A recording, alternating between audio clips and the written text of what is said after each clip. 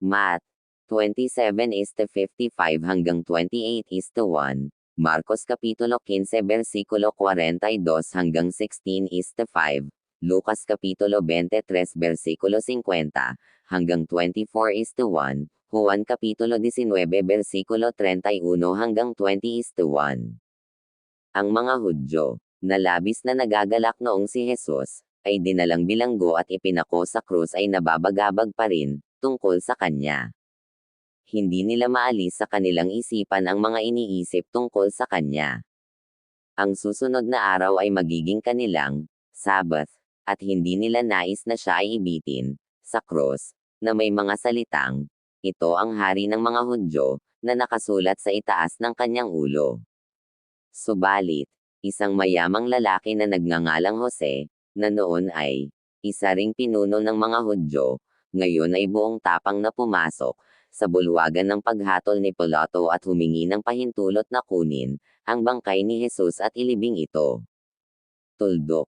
Ang taong ito, bagamat isang pinuno, ay mahal si Jesus at hindi siya nakibahagi sa masasamang pagkana ng kanyang mga kapwa pinuno.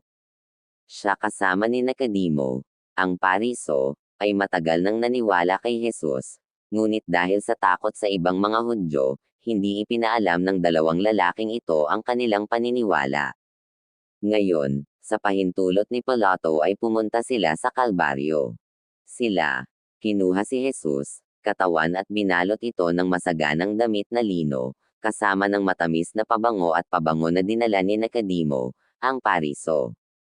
Pagkatapos ay inilagay nila ito sa isang bagong libingan, o libingan, na naputol sa isang malaking bato. Ang libingan na ito ay bumukas, sa isang halamanan, at inilaan ito ni Jose para sa kanyang sarili, libingan kapag siya ay dapat mamatay. Ang ilan sa mga kababaihan na madalas nakasama, si Jesus noong siya ay nagtuturo sa mga tao, ay nakatayo sa tabi, na nanunood ng si Jose at ang inilatag ni Nicodemus ang katawan ng kanilang minamahal na kaibigan sa madilim na libingan, at nakita nila, ang mga lalaki ay gamulong ng isang mabigat na bato sa harap ng pinto. Sumapit na ang gabi at ang mga Hudyo, Sabbath, ay nagsimula. Sapagkat ang kanilang Sabbath ay nagsimula sa paglubog ng araw, sa Biyernes ng gabi at nagtatapos sa paglubog ng araw sa Sabado, gabi. Ang nagdadalamhating mga kaibigan ni Jesus kung gayon, ay nagmamadaling bumalik sa kanilang mga tahanan upang ipangilan ang Sabbath, ang tahimik na paraan na itinuro sa mga Hudyo, na panatilihin ito. Ngunit ang mga kaaway ni Jesus ay nagsimulang matakot na, si Jesus baka istorbohin si libingan ng mga kaibigan niya. Nalaala nila na sinabi ni Jesus na siya ay babangon sa ikatlong araw, at sinabi nila sa isa't isa, ang kanyang mga alagad ay maaaring dumating upang nakawin siya at pagkatapos, ipahayag na siya ay nabuhay. Kung magkagayo'y marahil mas maraming tao, ang maniniwala sa kanya at tayo ay hahamakin nila. Kaya't sila ay nagmadali kay Pilato at sinabi sa kanya ang tungkol sa kanilang takot, at humingi ng pahintulot na ilagay ang kanyang Romanong selyo sa bato sa harap ni Jesus at #39 libingan. Nais din nilang utusan ni Pilato ang mga kawal na bantayan ang libingan, upang walang dumating sa gabi at sirain ang selyo at kunin ang katawan. At pinahintulutan ni Pilato, na ilagay nila ang kanyang tatak sa malaking bato at maglagay ng mga kawal na magbabantay sa libingan sa araw at gabi, pag-ibig para kay Jesus, at pagkatapos ng paglubog ng araw sa susunod na araw ay nagmamadali silang naghanda ng ilang matamis, pabango.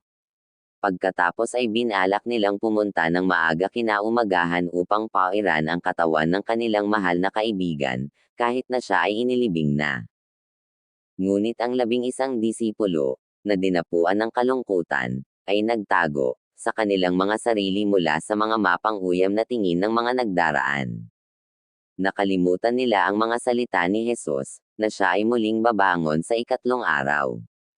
Ang malupit na gawa ni Judas, isa sa kanilang sariling bilang, at ang walang pagtatanggol, sa loobin ng kanilang Panginoon nang sa mga kamay niya, ang mga kaaway ay binaygo sila ng husto kaya't sila ay yumuko, ang kanilang mga ulo sa dalamhati at dalamhati.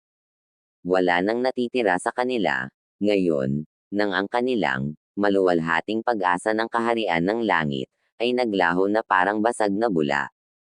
At sila ay nagdalamhati, at umiyak ng mga luha ng pagkabigo, habang ang isang takot sa mga Hudyo, ang karagdagang sama ng loob ay nagdagdag lamang sa kanilang bigat ng kalungkutan.